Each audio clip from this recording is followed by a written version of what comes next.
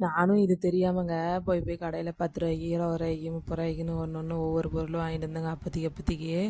ஆனால் பக்கத்தில் ஒரு அக்கா சொன்னாங்க, ஒட்டுக்கா வாங்கி வச்சுக்கிட்டா எல்லாமே பரவாயில்ல, நம்மளுக்கு நிறையா லாபம் வருது மாதம் மாதம் அப்படின்னாங்க.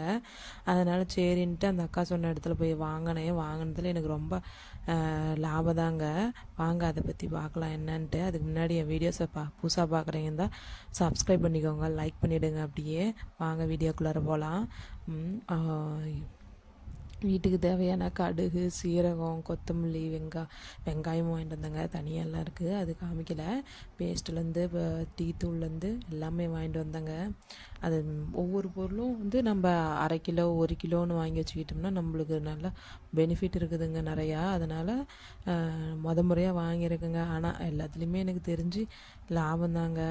ஒவ்வொரு அரை கிலோ 1 கிலோ 2 கிலோன்னு வாங்குறதுனால நம்மளுக்கு அதில் 10 20ன்ட்டு நம்மளுக்கு ஒரு நிறையா நம்ம சில்லறை கடைகளில் போய் வாங்குறப்ப 10 20ன்ட்டு லாபம் வச்சு விற்பாங்க. ஏன்னா அவங்க வாங்கி வச்சு விற்கிறதுனால அவங்க லாபம் தாங்க வச்சுருப்பாங்க. அதை நம்ம எதுவும் சொல்ல முடியாது. அதனால் நம்ம வாங்குகிற விருப்பம் தாங்க எங்கே இருந்தாலும்.